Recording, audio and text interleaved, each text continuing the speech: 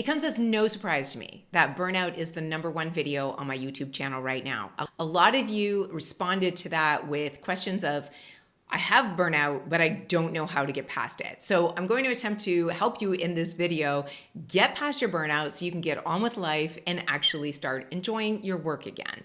So my name is Karen McGill, if we haven't met before, and I am an ADHD coach, and I work with busy, ambitious brains who like to get snizzle done, but they're either too distracted and or burned out to do that. So let's dive in and see if we can't figure this out in this video. So I want to first start out with discussing what burnout is. It's now been defined as a health issue from the World Health Organization. And while I don't have the definition right in front of me, they define it as just a lack of motivation around work, feelings of cynicism, feeling short-tempered around your coworkers, and maybe you bring that home as well to your family members, and just feeling like you're not being effective at work anymore. So your effort at work continues to get harder and harder, and your perceived value or output is way down here. So there's more and more of a gap between what you're trying to do and what's actually being produced every single day. So I looked at some research around, first of all, how prevalent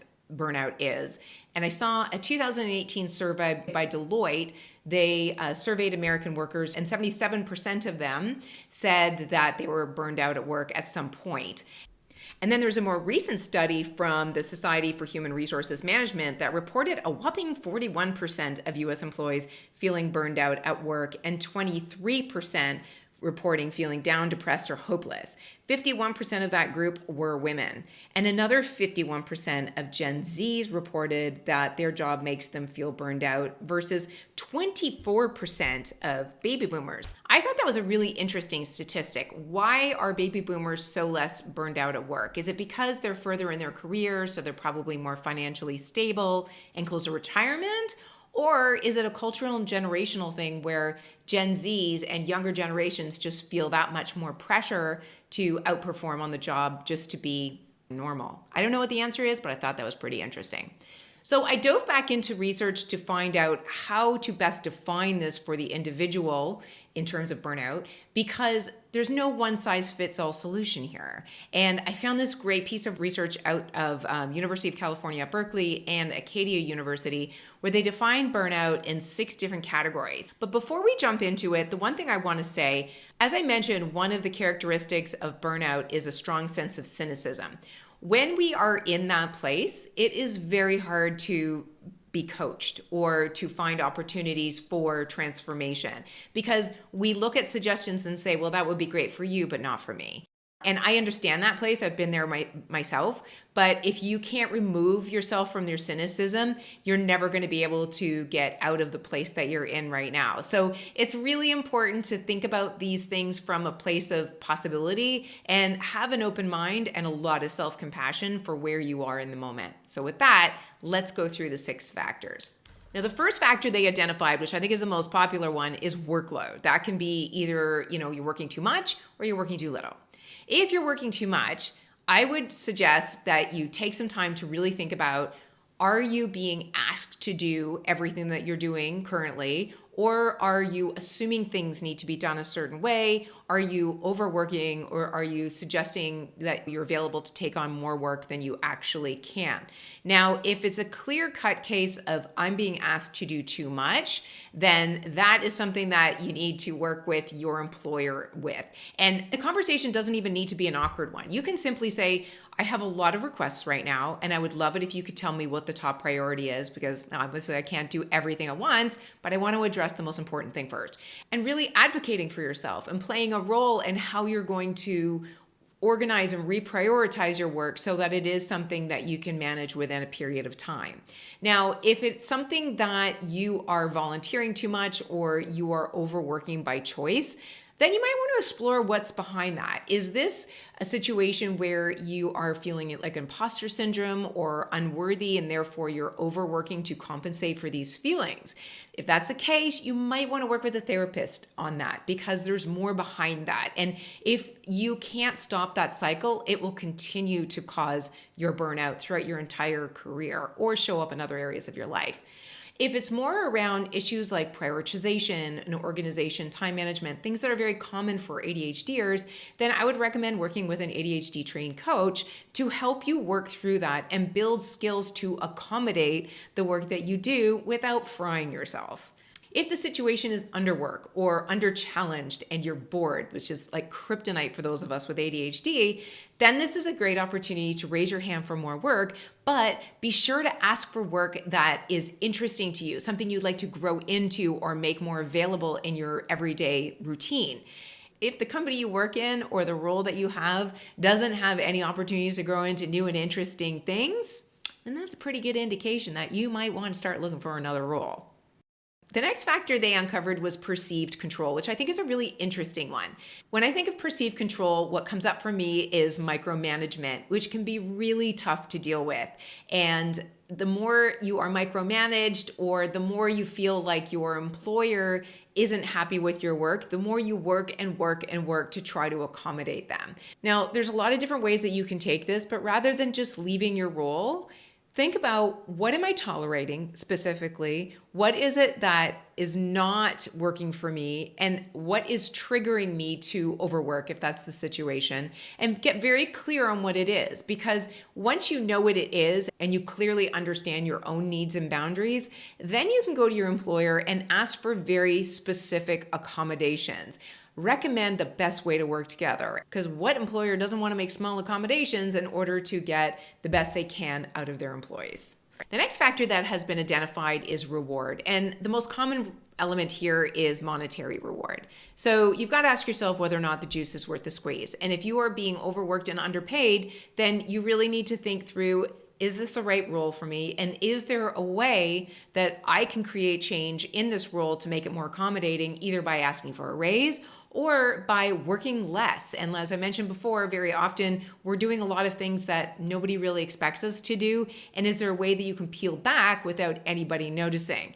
Now, let's say you're in a scenario where you are very well paid, but you're also overworked. And this is very typical in Silicon Valley tech, where I spent the majority of my career. Is there ways that you can use the financial resources that you have to create more space and time in your life outside of work? That way you have more control over these things, like working from home or getting your groceries delivered or getting a cleaning person. Some ways that you can pull back time for yourself, have a little bit more autonomy and agency over your time overall, and then you can bring more into your work. Not all folks look at reward the same way, and definitely where money is important, recognition can also be a big part of reward. And if that's what's burning you out, like you're working and not seeing any recognition, think about that situation from the perspective of personal needs. What is the personal need that you have that isn't being recognized right now? And what are some ways that you can advocate for yourself? Is somebody else taking credit for your work? How can you work in such a way that people notice that it's your work? How can you brand yourself more efficiently? A lot of this comes down to needing to speak up more and advocate for oneself in the workplace. Very often we just assume people know what our needs are, and if we don't get them met, we get frustrated and move on. Now, the next factor is fairness. This is a tricky one because fairness is very subjective. So it might be a scenario where you worked really hard for a promotion and you didn't get it. Whereas there might be blatant inequities at work where people are getting passed up for promotions because of their color, race, or gender. No matter what the situation is, talking with an objective friend outside of the organization to get somebody else's perspective can be really helpful in understanding whether or not what you're looking at is fairness or just a disappointment in not getting something that you felt you deserved. If you deal with a perpetual sense of unfairness in your role, then it might be time to leave. However, if you've lived with a sense of unfairness throughout your entire career, then you might want to look more closely at that because you're the common denominator there. So that comes back to understanding what your needs are and really asking yourself whether or not you're adequately advocating for your own personal needs. The last factor they identified was a mismatch of values. And I think this is such a critical topic. First of all, it's so important that you know what your values are. And it's also really important to understand what the values are of the company that you're working in and the cultural values, the spoken ones and the unspoken ones. If there's a mismatch there, then yes, obviously that could be a reason to leave a role. But you can also look at opportunities to reframe. I'll give you an example.